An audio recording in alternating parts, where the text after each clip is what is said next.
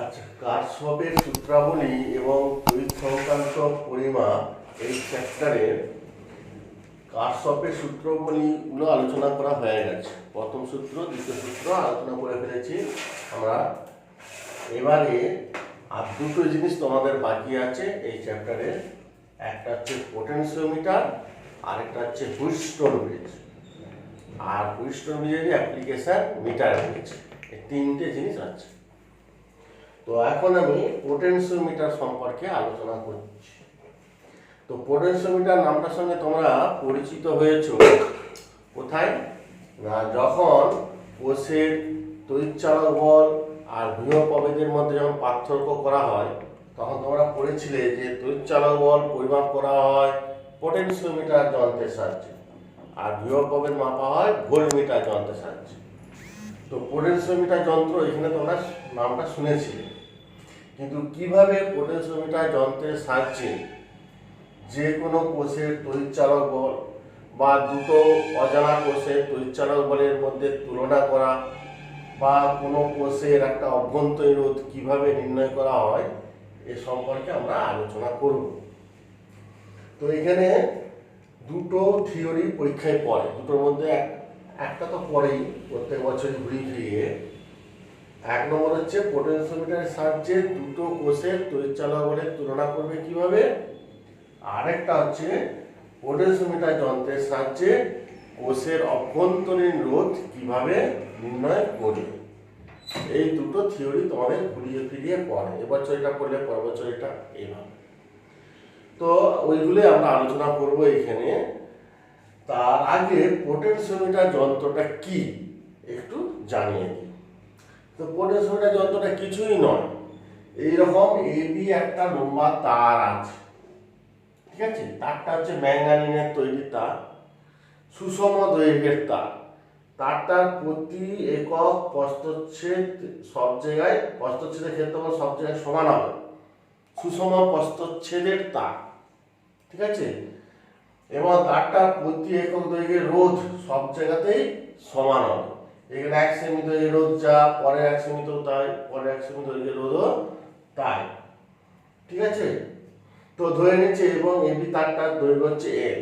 AB তারটাকে আমরা এভাবেও দেখানো হয়, ঠিক আছে। পোটেনশিওমিটার তারটা এরকম মানে অনেক বড় তার, ঠিক আছে, 10 মিটার তার। সেইটাকে আমরা একটা লাইনে দেখিয়েছি, এটাকে না করে আমরা এইভাবে দেখানো হয়। অ্যাকচুয়ালি তারটা হয় এই দিক দিয়ে শুরু করে এদিকে ঘুরে, এদিকে ঘুরে, এদিকে ঘুরে, এরকম করে করে করে করে করে, হ্যাঁ, গিয়ে এদিকে গিয়ে এদিকে গিয়ে আবার এখানে ফিরে আসে, এইরকম তার।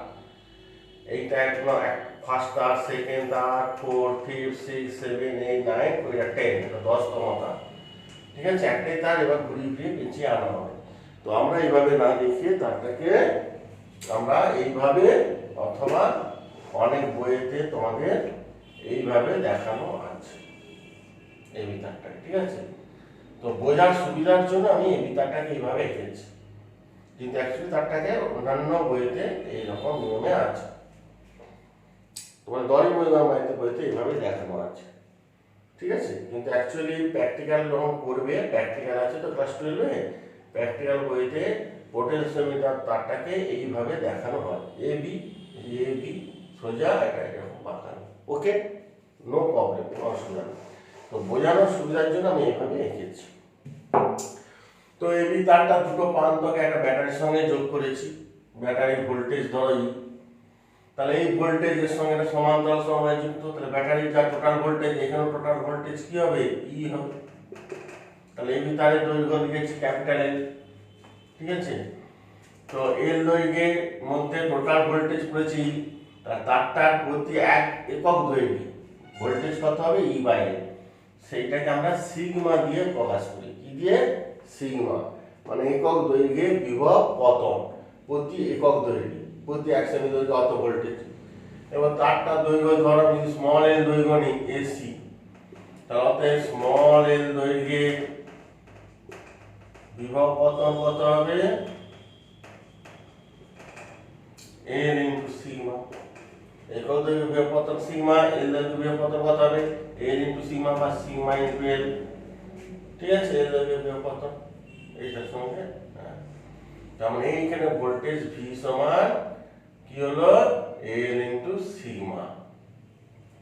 তারটার দৈর্ঘ্য যতটা হবে ততটা মধ্যে সেই দুটো প্রান্তের মধ্যে বিভব পতন কত হবে, তারটার দৈর্ঘ্য ইনটু একক দৈর্ঘ্য বিভব পতন দিয়ে গুণ করতে দিলে আমরা এই টোটাল ভোল্টেজটাকে যে কোনো ভোল্টেজ আমরা ভাগ করতে পারি। এটা ধরো 12 ভোল্ট, 3 ভোল্ট দরকার, সেরকম ভাবে মাপ মেপে নিই, ঠিক আছে। তার 12 ভোল্ট 3 ভোল্ট দরকার, তারটা কত দৈর্ঘ্য এখান থেকে আমরা পেয়ে যাবো এই ফর্মুলা থেকে। সিগমা, সিগমা মানে ই বাই এল ইনটু এল, ই এর মান জানি, বড় এল এর মান জানি, হ্যাঁ, এল দৈর্ঘ্য বিভব কত ধরো আমি হচ্ছে 3 ভোল্ট, এটা ই এর মান হচ্ছে ধরো 12 ভোল্ট, ক্যাপিটাল এল জানি কিন্তু স্মল এল এর মান বের করে নিতে পারবো, ঠিক আছে। তো খুব সহজে আমরা এই ভোল্টেজটাকে যে কোনো ভোল্টেজে আমরা বিভব পতনটাকে বের করতে পারি। ছোট ই সমান এটাকে ভি ধরেছি, সরি এল এর বদলে ভি ধরেছি, তো ভি সমান সিগমা ইনটু এল, ঠিক আছে। তো ভি আর ই এর মধ্যে জানি, এটা তো 3 ভোল্ট, এটা 12 ভোল্ট, তা 3 সমান 12 বাই ধর ক্যাপিটাল এটা হচ্ছে 10 মিটার দৈর্ঘ্যের তার, কিন্তু ছোট এল কত 3 4 12 4, তাই ছোট এল সমান 10 এর 4, 5 এর 2 মানে আড়াই মিটার, ঠিক আছে। এখান থেকে শুরু করে আড়াই মিটার স্মল এল দিয়ে মানটা আমরা বের করে নিতে পারি। তো পোটেনশিওমিটারের সাহায্যে, পোটেনশিওমিটার ওই জন্য নাম দিচ্ছে বিভব বিভাজক, বাংলায় বলছে বিভব বিভাজক, মানে ভোল্টেজটাকে বিভাজিত করা, যে কোনো ভোল্টেজ আমরা বের করে নিতে পারি এই ফর্মুলার সাহায্যে। ভি সমান এল সিগমা বা এল সিগমা যে ই বাই এল, ওকে। তো আমরা এখানে দুটো প্র্যাকটিক্যাল করব, একটা হচ্ছে পোটেনশিওমিটারের সাহায্যে কোষের দুটো যে কোনো দুটো কোষের পরিচালক বলের মধ্যে তুলনা 1 নম্বর, আর 2 নম্বর হচ্ছে তোমাকে কি করব 2 নম্বর হচ্ছে তোমাকে কোষের অভ্যন্তরীণ রোধ আমরা কিভাবে হয় সেটা নির্ণয় করে দেখাবো, ঠিক আছে। তো কোষের অভ্যন্তরীণ রোধ নির্ণয় আর করব, তার জন্য আমরা এই বইয়ে নয়, আমাদের আরেকটা বই আছে বাসুদেব ঘোষ বই, সেই বই থেকে করব ব্যাপারটা, ঠিক আছে। তো আমি বার করছি, দাঁড়া 1 মিনিট, আমি তোমাদের পাঠিয়ে দেবো, হ্যাঁ ব্যাপারটা পাঠিয়ে দেবো। তো আমি তোমাদেরকে এখানে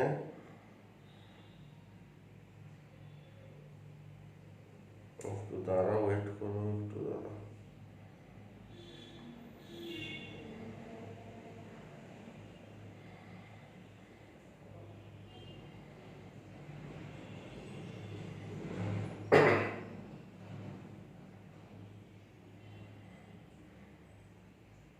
কোথায় গেল? বেশ বেশ। তো এইখানে দেখো এইভাবে আমরা এটা হচ্ছে তোমার বাসুদেব ঘোষ, আমি তোমাদের পাঠিয়ে দেবো, এখান থেকে করবে। পোটেনশিওমিটারের সাহায্যে দুটো কোষের তড়িৎচলাবলের তুলনা, এই যে দাগ দেওয়া আছে কত থেকে কত পর্যন্ত লিখতে হবে সেইটুকু লিখবে আর ছবিটা আঁকবে, তাহলেই হবে। হ্যাঁ, আমি এই ছবিটা করে আমি তোমাদেরকে করাবো, ওকে। তো ফার্স্ট হচ্ছে আমি এটা মুছে দিচ্ছি,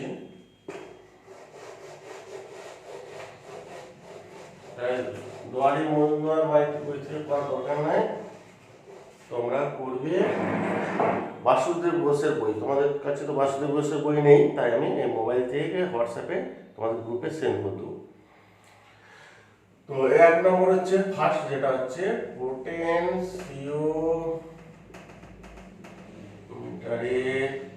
সাহায্যে দুটি কোষের পরিচালক বলের তুলনা।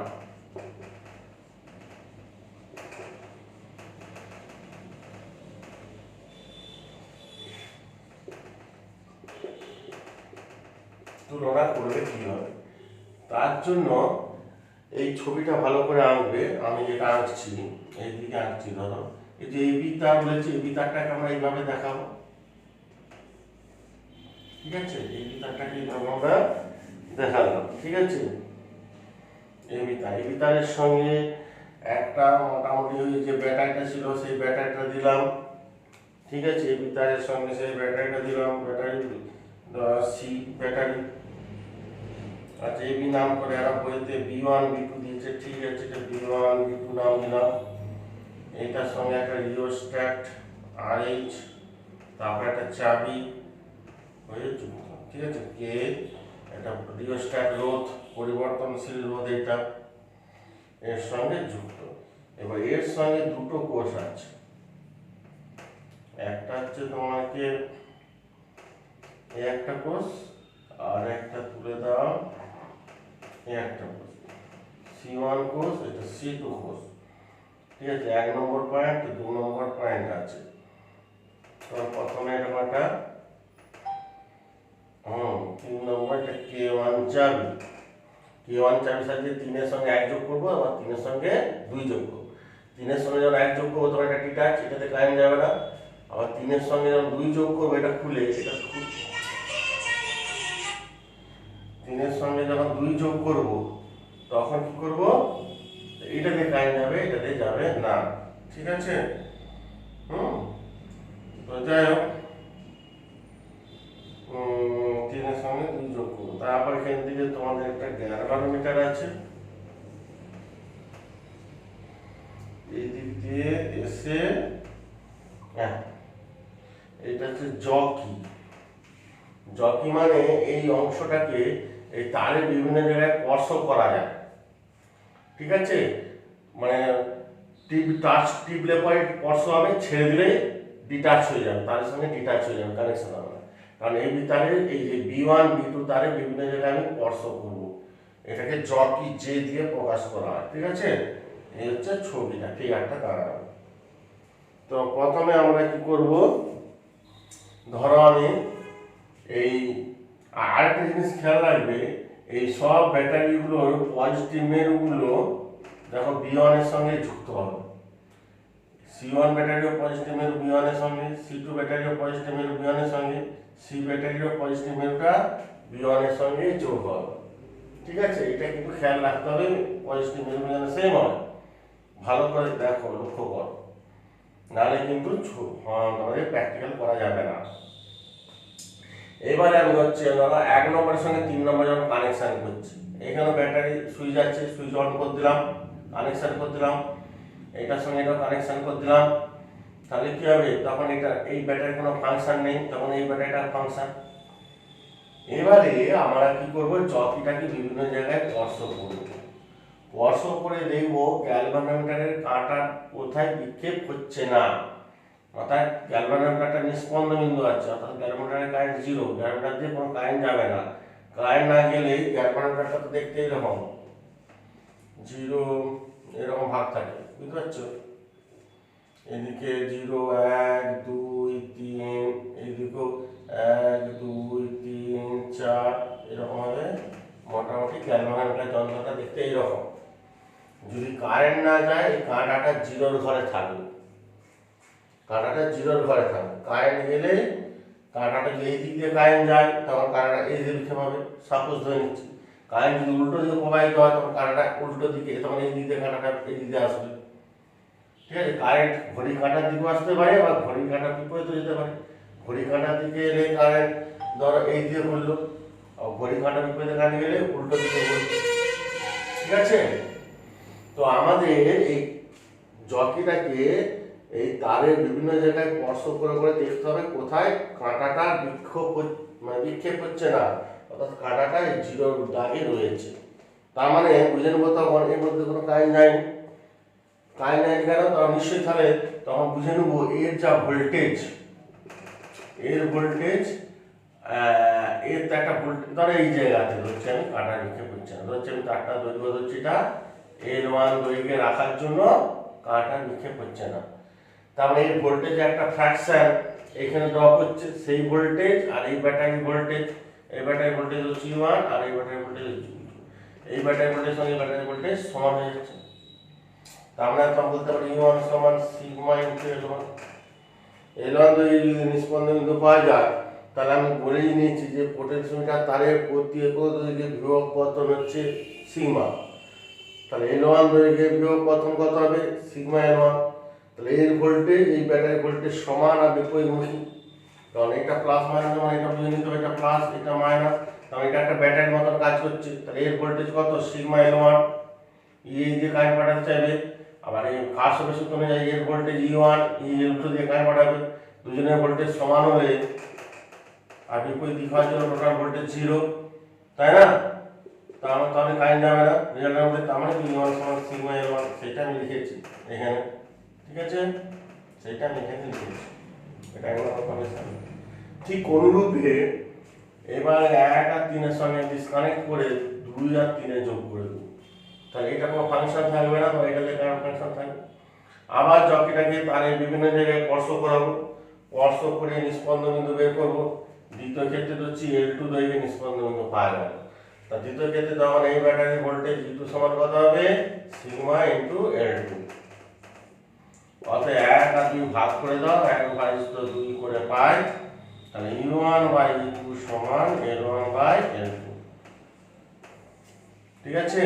দেখো দুটো অজানা কোষ, তাদের তড়িৎচলক বলের অনুপাত আমরা খুব সহজে নিষ্পন্দন বিন্দু বের করেছি, এবং সেই অবস্থায় পোটেনশিয়ালটা তারের দৈর্ঘ্যের সঙ্গে সমানুপাতিক হচ্ছে। E1/E2 সমান L1/L2। এই প্রসেসে আমরা যে কোনো দুটো অজানা কোষের তুলনা করতে পারি। এবার L1 L2 মান তো আমরা প্র্যাকটিক্যালি বের করে নিতে পারবো। আর E1 E2 দুটো অজানা কোষের মধ্যে একটা কোষের মান যদি জানা থাকে তড়িৎচলক বলের মান, তাহলে অপর কোষের তড়িৎচলক বলের মান এই ফর্মুলা থেকে আমরা খুব সহজে বের করতে পারি। এই হচ্ছে সিস্টেমটা, তোমাদের মনে রাখতে হবে। ওকে, কোনো প্রবলেম নেই, পড়ে দেখবে, আমিও পাঠাবো, খুব ইজি জিনিস, অসুবিধা হবে না। হ্যাঁ, এই ছবি এইভাবে আঁকবে, এটা একটা সুবিধা।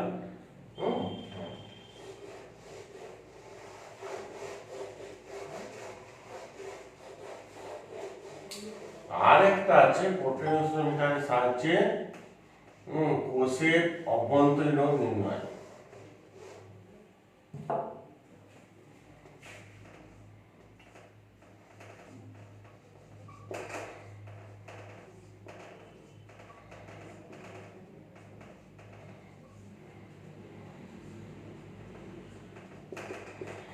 অভ্যন্তরীণ রোধ আমরা কিভাবে নির্ণয় করব সেটা আলোচনা করা আছে। ঠিক আছে? তো কোষের অভ্যন্তরীণ নির্ণয় করতে গেলে আমরা কি করে করব?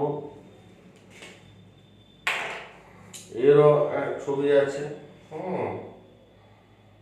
দেখাচ্ছি।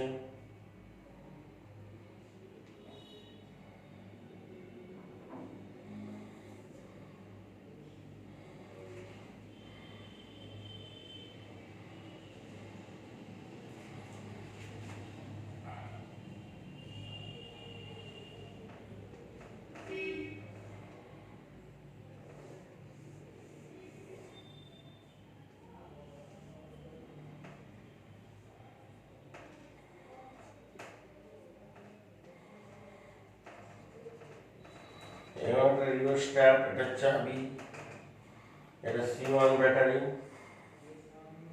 এটা হচ্ছে তোমাকে B1 আর B2 দুটো বিন্দু, এর সঙ্গে একটা কোষ যোগ করে দেবো, C2 কোষ, এটা C1 কোষ, এটা C2 কোষ। এই কোষের বহির্বর্তনীয় দ্বার, এখানে একটা চাবি আছে K2 চাবি, এটার সঙ্গে কানেকশন করতে হবে, করে পুরো সিস্টেমটাকে ওই এই গ্যালভানোমিটারের মধ্য দিয়ে গিয়ে নিষ্পন্দন বিন্দু বের করবো। এখানে একটা চক্রি আছে, ঠিক আছে? এই হচ্ছে ব্যাপার। আর কিছু নেই। এই যে ছবিটা এরকম হবে। তো এই ছবিটার জন্য আমরা কি করব? প্রথমে এই চাবিটাকে খুলে রাখবো, যাতে সঙ্গে কানেকশন যাতে না হয়, অর্থাৎ এটা ডিসকানেক্টেড, মানে এটাতে কোনো কারেন্ট যাবে না। ঠিক আছে? প্রথমে চাবি খুলে রেখে ক্যালকুলেশন করবো, নিষ্পন্দন বিন্দুর অবস্থান বের করবো, তারপর আবার চাবিটা লাগিয়ে দিয়ে নিষ্পন্দন বিন্দুর অবস্থান বের করবো, দুটো ক্ষেত্রে। তো প্রথমে এটা চাবিটা খুলে রেখেছি, অর্থাৎ ডিসকানেক্টেড, মানে এটাতে কোনো কারেন্ট, এই শাখাটাতে কোনো কারেন্ট যাবে না। তাহলে পুরো কারেন্টটা তাহলে কি হবে? এই দিক দিয়ে যাতায়াত করবে, ঠিক আছে। এবারে আর এটা চাবিটাকে এটাকে অফ রেখেছি মানে অন রেখেছি মানে কানেকশন করে দিচ্ছি, তাহলে কি হবে এই সিস্টেমটা মধ্যে কারেন্ট যাবে, এটাতেও কারেন্ট যাতায়াত করবে, কিন্তু এটা প্রথম ক্ষেত্রে কারেন্ট যাবে না, এটা ফার্স্ট কেসে, তাহলে এটা কোনো ফাংশন নেই। তাহলে ফার্স্ট কেসে কি করব, এখানেও জকিটাকে বিভিন্ন জায়গায় তারের বিভিন্ন জায়গায় স্পর্শ করবো, করে নিষ্পন্দন বিন্দুর অবস্থান বের করবো, অর্থাৎ গ্যালভানোমিটারে কাঁটা বিক্ষেপ হবে না, তার মানে এটাতে কোনো কারেন্ট যাবে না। তখন কারেন্ট না গেলে তখন এর ব্যাটারি ভোল্টেজ ই হয়, তখন বলতে পারি এই ব্যাটারির ভোল্টেজ ই সমান সিগমা ইন্টু এল ওয়ান, হচ্ছে এল ওয়ান দৈর্ঘ্যে নিষ্পন্দন বিন্দু পার হচ্ছে, তারটা দৈর্ঘ্য এল ওয়ান মেপে নিলাম, এল ওয়ান দৈর্ঘ্যে নিষ্পন্দন বিন্দু পার হলো, তারপরে পুরো ভোল্টেজটাই পাওয়া গেল, এটা 1 নম্বর দিয়ে দিলাম ফার্স্ট কেসে। ওকে, কিছুই না, ইজি জিনিস। সেকেন্ড কেসে এবার এইটার সঙ্গে একটা কানেকশন করে দিলাম, কানেকশন করে দিলে তো ব্যাটারিতে একটা অভ্যন্তরীণ রোধ আছে স্মল আর আগে, ঠিক আছে, তাহলে কি হবে, তখন কারেন্টটা দিতে যাবে, তখন আর অভ্যন্তরীণ রোধের জন্য এর সঙ্গে কারেন্ট দিতে যাওয়ার জন্য এর ভোল্টেজ ই হবে না, এর ভোল্টেজ এখন কি হবে, হচ্ছে ভি হবে, এটাতে তো আই কারেন্ট যাচ্ছে, তাহলে এখন এর ভোল্টেজ হলো ভি। ওকে, তাহলে এখন ভোল্টেজ কমে যাবে, কারণ এই টোটালি তো চালানো বল, তার মধ্যে কিছুটা এখানে নষ্ট ভোল্ট এই অভ্যন্তরীণ রোধের জন্য, বহির্বর্তনের রোধের জন্য কিছু ভোল্টেজ ড্রপ হচ্ছে, আবার কিছু অভ্যন্তরীণ রোধের জন্য ভোল্টেজ ড্রপ হচ্ছে। আমরা পড়িয়েছি আগের চ্যাপ্টারে, কি পড়িয়েছি এইখানে, তখন ভি সমান কত হবে আই ইন্টু আর, আর কোষে তো চলাবলী সমান কত ই সমান আই ইন্টু বড় আর প্লাস ছোট আর, এর রোধ আর এর রোধ সমানুপাতিক আছে, টোটাল রোধ এত, কারেন্ট আছে এই তো চলাবলী সমান কত আই ইন্টু বড় আর প্লাস ছোট আর, এই দুটোকে ভাগ করে দাও, ই বাই ভি সমান করলে আই কেটে গেল, বড় আর প্লাস ছোট আর বাই বড় আর, ঠিক আছে, এটা 2 নম্বর। আবার দ্বিতীয় ক্ষেত্রে আবার সেই নিষ্পন্দন বিন্দু বের করব, তো এখন তো ভোল্টেজ ভি হচ্ছে, ভি সমান সিগমা ইনটু হচ্ছে এল টু দৈর্ঘ্যে নিষ্পন্দন বিন্দু পাওয়া গেল, এল মানে যে এখন এল টু দৈর্ঘ্যে, কারণ ভোল্টেজ কমে গেছে, ঠিক আছে, এটা 2 নম্বর, এটা 3 নম্বর করে দাও, তাহলে 1 আর 2 ভাগ করে দাও, 1 ভাগ 2 করে দাও এখানে, তাহলে এখানে 2 বাই ভি সমান কাটাকাটি করলে L1 বাই L2 হয়ে গেল, এটা 4 নম্বর দিয়ে দাও। 1 আর 2 ভাগ করলে যে বাই ভি সমান L1 বাই L2, আর এটা আমরা আগের চ্যাপ্টারে যেটা পড়িয়েছি কোষের অভ্যন্তরীণ রোধের ক্ষেত্রে পড়িয়েছি দুটো, সেইখান থেকে এগুলো পেয়ে গেলাম, এখান থেকে বাই ভি ভাগ করে দাও আর বাই আর, এবার 3 ও 4 হতে পাই, 3 ও 4 হতে পাই, আমরা করে ফেলবো এখানে 3 ও 4 হতে পাই, 3 ও 4 হতে পাই, বাম দিকে বাই ভি সমান হয়ে গেল, আর ডান দিকে বড় আর প্লাস ছোট আর বাই বড় আর সমান L1 বাই L2, এর ভাগ করে 1 প্লাস স্মল আর বাই বড় আর সমান L1 বাই L2, অতএব স্মল আর বাই বড় আর সমান L1 বাই L2 মাইনাস 1। ওকে, তাহলে অতএব অভ্যন্তরীণ স্মল আর সমান L1 minus L2 by L2 into বড় হাতের আর, দেখা চলে L1 minus L2 by L2 into ভাগ আছে বড় হাতের আর, দিয়ে গেলে গুণ হয়ে যাবে, এইটা হচ্ছে কোষের অভ্যন্তরীণ রোধ নির্ণয় ফর্মুলা, ঠিক আছে। L1 আমাদের বেশি ছিল, L1 minus L2 by L2 into বড় হাতের আর, এটা হচ্ছে ফর্মুলাটা মনে রাখবে, অর্থাৎ কোষের অভ্যন্তরীণ রোধ স্মল আর সমান কত হবে L1 minus L2 by L2 into বড় হাতের আর। ওকে, এইভাবে আমরা কোষের অভ্যন্তরীণ রোধ নির্ণয় করব।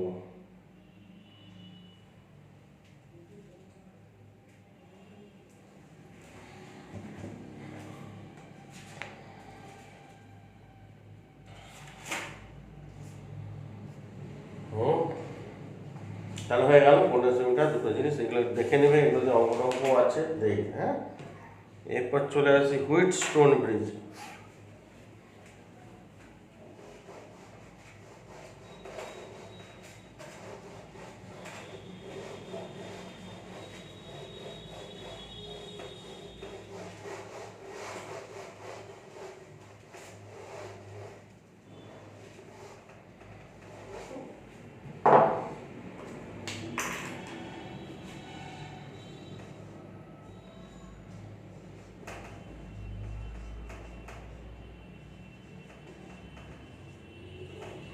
Wheatstone bridge. এটা কিরকম ছবিটাকে আঁকি।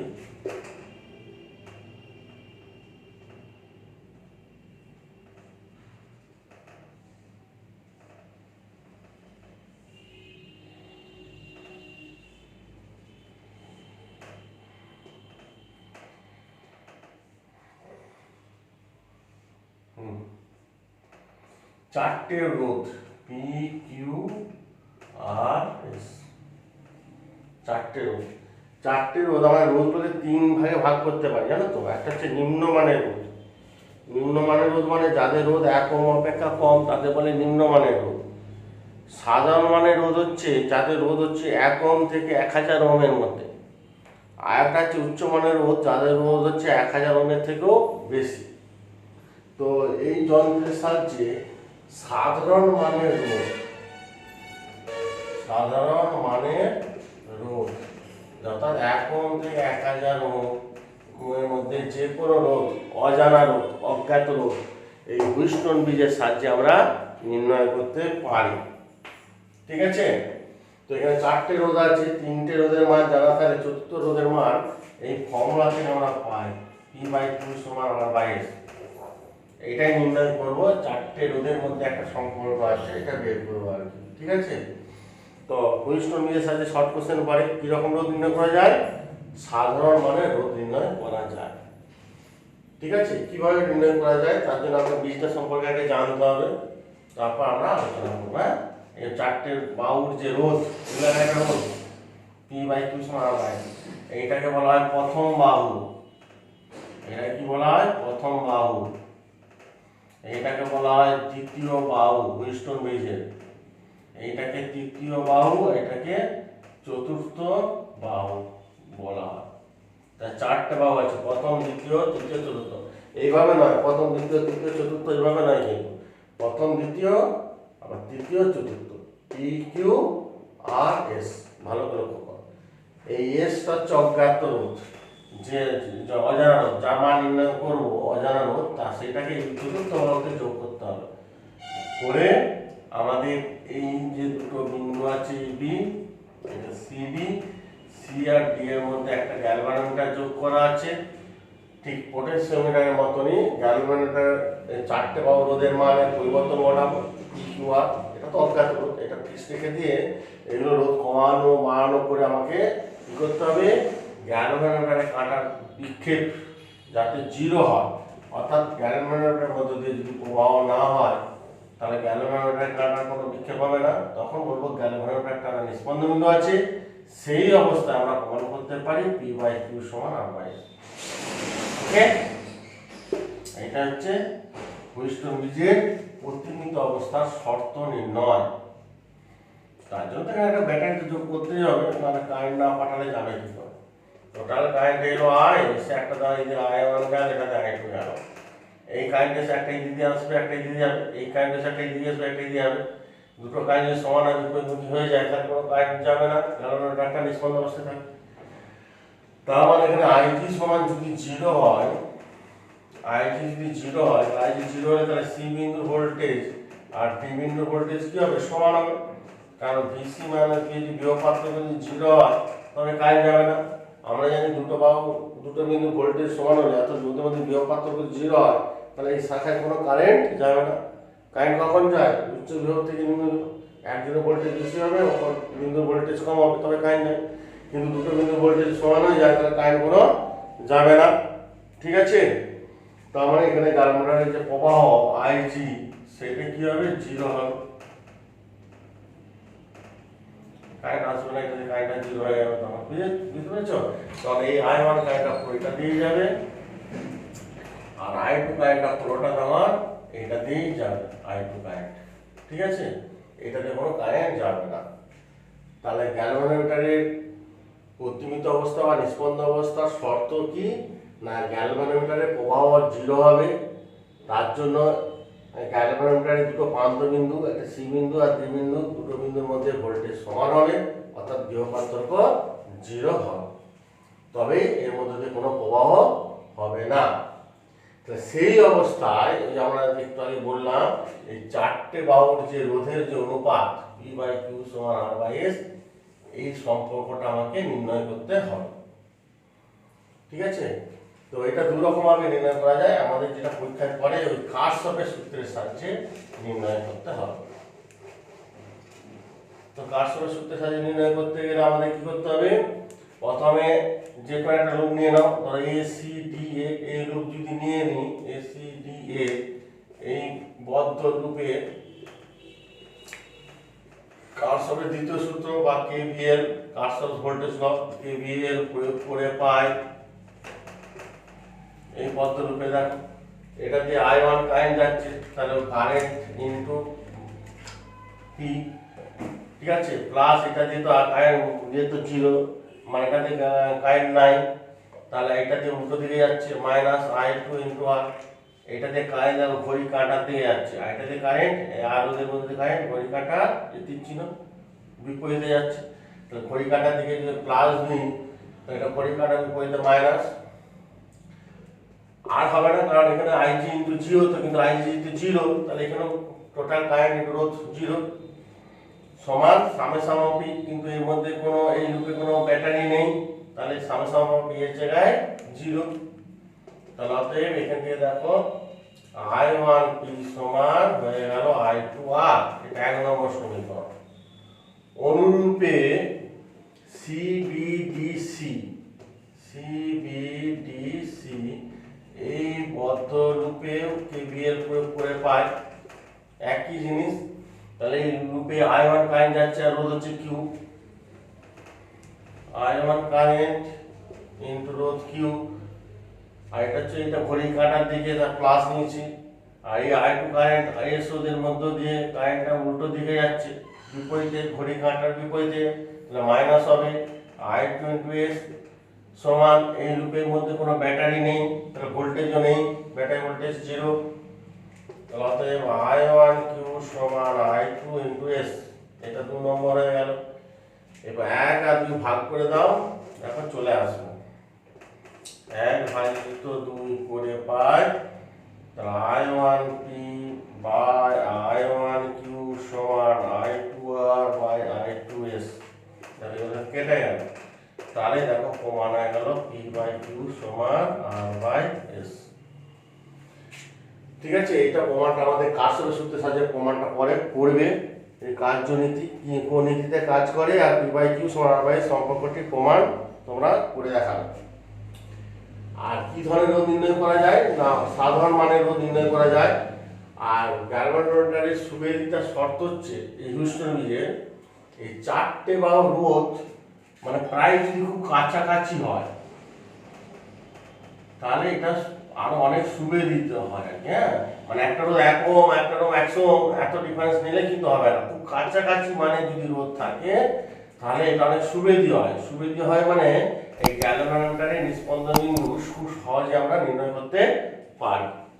ঠিক আছে।